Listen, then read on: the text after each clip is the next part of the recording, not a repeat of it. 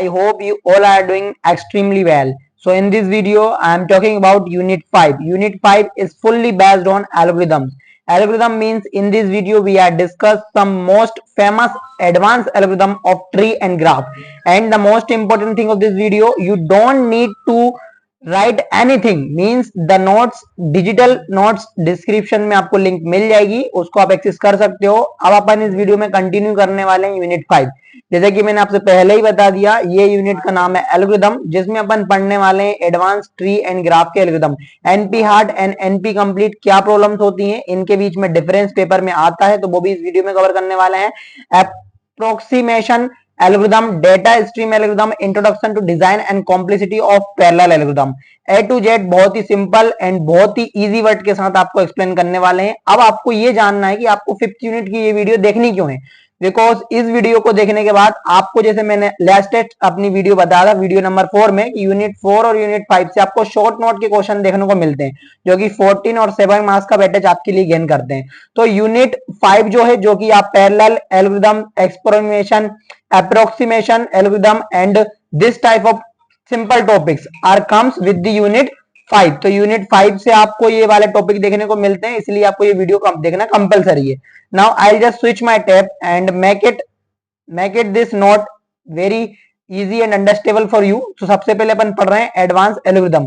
अब advance algorithm कौन कौन से और उनका कहां पे यूज है, देखो सबसे पहले अपन पढ़ रहे हैं ग्राफ के एल्गोरिथम, जो कि हो गया दिज्क्स्ट्रा और ब्रेथ फर्स्ट सर्च।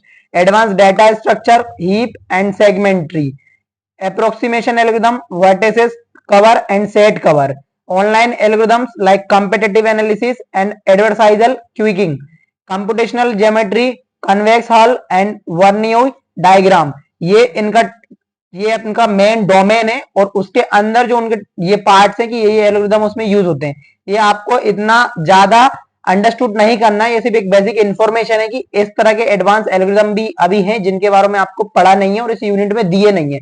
तो इस वाले डायग्राम के बेसिस से आपको समझ में आ गया होगा कि अपन इस वीडियो में कवर करने वाले हैं एडवांस एल्गोरिथम। अब वीडियो को शुरू करने से पहले मैं आपको थोड़ा सा वीडियो का सार बताना चाहता हूं। वो कुछ इस तरह से रहेगा कि इस डॉक्यूमेंट के अंदर अपन एडवांस टॉपिक पढ़ेंगे, एल्गोरिथम को फोकस करेंगे, ट्री और ग्राफ के एल्गोरिथम को, NP hard and NP complete problem क्या होती है, approximation algorithm, data stream algorithm and design and complexity of parallel algorithm. So these topics are crucial for understanding the complexity and efficiency of various computational problem and solution। तो आपको ये last video है unit 5 के ऊपर और एडा subject के ऊपर। इससे पहले मैंने पूरी यूनिट की वीडियो कवर कर चुका हूं, आपको डिस्क्रिप्शन में लिंक मिल जाएगी, just go and check the link in the description below, given in the description box.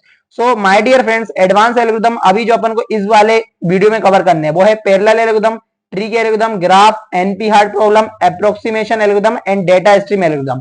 तो ये सब अपन कवर करते हैं। तो सबसे पहले अपन पढ़ते हैं ट्री के एल्गोरिथम। अब ट्री क्या है, एक डाटा स्ट्रक्चर है, और उसके जो एल्गोरिथम है फंडामेंटल कॉन्सेप्ट है in computer science for representing the hierarchical data structure. की एल्गोरिथम्स कौन कौन से हैं इसके अंदर। अब देखो, अब ट्री के अंदर आपको क्या पढ़ने थे, एडवांस एल्गोरिथम, तो उसमें भी कुछ एडवांस ट्री के एल्गोरिथम है। कौन कौन से, एवीएल ट्री, जिसका मतलब होता है self balancing tree for efficient search and retrieval, binary tree, simple and widely used for representing the hierarchical data structure, B tree is represent for the balance tree used in database for efficient storage and retrievals, and another most important algorithm for tree and the type of tree address black tree, it is another self balancing tree with better roast cache performance। I hope कि आपको ये सारे concept clear हो गए होंगे कि इनका नाम क्या है और इनका यूज कहां पे होता है। अब अपन थोड़ा और डीप में पढ़ते हैं। जैसे कि अपन ने पढ़ा सबसे पहले ट्री ट्रेवर्सल, इसका मतलब क्या होता है, technique such as in order, pre order and post order traversals. ठीक है, बाइनरी सर्च ट्री, जिसको अपन बीएसटी बोलते हैं, operation like insertion, deletion and searching. AVL tree, एक self balancing binary tree search tree that maintain log n complexity, and red black tree, another type of self balancing tree which is specific properties to ensure the balance। so I hope कि आपको जो tree के algorithm थे उनको आपने समझ लिया होगा, किस तरह के एडवांस एल्गोरिथम है उनको भी आपको एक्सप्लेन मैंने कर ही दिया।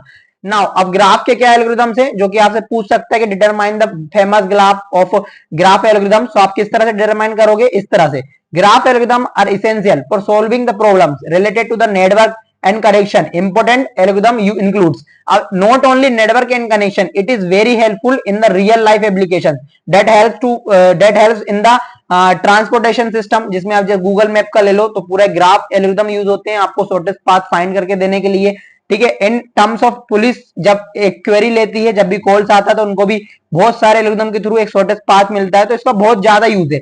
ऐसे एल्गोरिथम जैसे कि शॉर्टेस्ट पाथ वाले, minimum spinning tree and maximum flow, ये आपके कुछ ग्राफ के एल्गोरिथम है। अब इनका यूज कहां होता है? Finding the shortest path between two nodes in a graph, find the minimum spanning tree of a graph, find the maximum flow between the two nodes in the graph. So these are some famous algorithms. Now we are talking about more famous algorithm. What are the algorithms? Depth first search, DFS and breadth first search, जिसको BFS बोलते हैं। Fundamental for exploring the graph structure, यदि आपको graph के structure को समझना है तो you always use this to simple and common algorithm to do any operation in graph, ठीक है।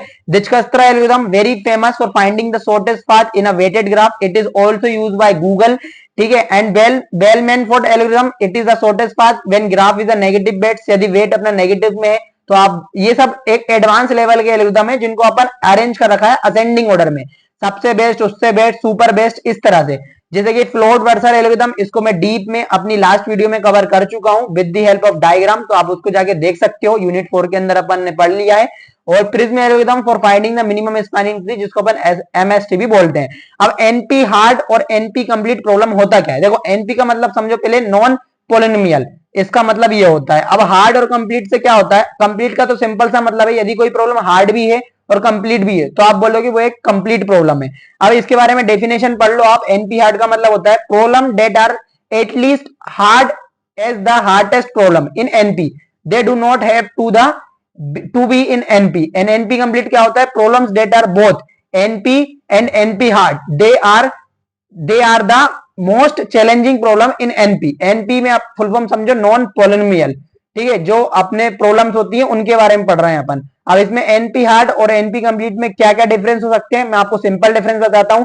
To solve this problem it is do not have to be in NP, but to solve this problem it must have to both NP and NP hard problems.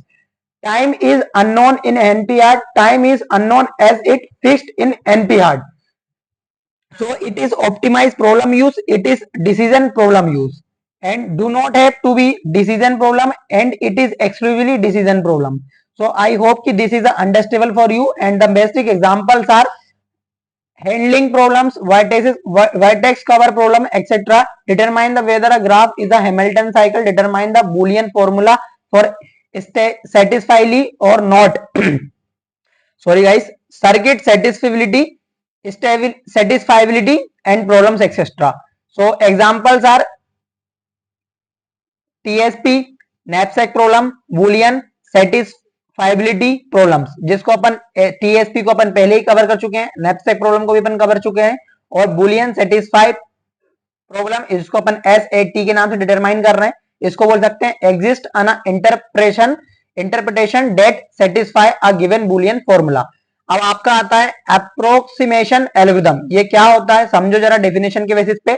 Are used for NP hard problem where exact solution are impractical, they provide solution close to the optimal with a guarantee on the performance ratio. So which one is better to solving the NP hard problems? It is approximation algorithm because find near optimal solution quickly with guaranteed performance. And exact algorithm क्या होते हैं? Find the optimal solution but may be computational expensive of infeasibles. ठीक है, अब techniques कौन कौन सी हो गई आपको सेकंड यूनिट में पढ़ने पड़ा। Greedy algorithms like make locally optimal and local search and randomise algorithm, ये हो गई आपकी टेक्निक। एग्जांपल के लिए vertex cover and set cover. What is the meaning of vertex covers? Factor of 2 to the optimal solution, and set cover greedy algorithm can achieve to the logarithmic approximation ratio. What is the data stream algorithm? Data stream algorithms are process data in a single passes or a few passes, making them suitable for a large scale in a data processing. So which algorithm is to use for large scale data processing? Obviously the data stream, because it processes the data in a single pass or a few phases. Now what is the traditional method? May require the multiple phases, not suitable for the large data scale. What are the techniques? इसमें sampling sketching and sliding windows, applications, frequent item counting and approximation quantities, introducing to the data design and complexity of parallel algorithm. This is the last topic. So parallel algorithms leverage multiple processes to solve the problem more efficiently. Now design principle, application and benefits, they are the key points of our parallel algorithms. You can also draw this diagram if you have a query in exam about parallel algorithms. What are the design principle? Divide and conquer, work and spend, load balancing, complexity measure, speed up, efficiency, scalability. I hope you all are very friendly with these terms because they are very common terms in the field of computer science. If you I'm talking about the efficiency, the ratio of speed up and the number of process. What are the example? Parallel sorting and matrix multiplication. What is the conclusion of this video? Very simple. Understanding the advanced tree and graph algorithm like NP hard and NP complete problem, approximation problem, data estimate algorithm and design complexity of parallel algorithm are crucial to taking the complex computational challenge and topics to provide the foundation for developing the efficient solution in various domains of computer science. So I hope you are available. I hope you are available for easily understood these things. Now if the video is going to helpful for you, so don't forget to subscribe the channel, and if the video is helpful, so do share, do like, do comment if you have any query. Now the agenda is this: if you have any query, so you put your comment in a comment section. And one thing is also important, this unit 5 is fully a theoretical unit. So I hope this video is going to understandable for you, and the notes in the description box, go and check out. And once again thank you for completing the video at the last with me. मिलते हैं किसी next video में.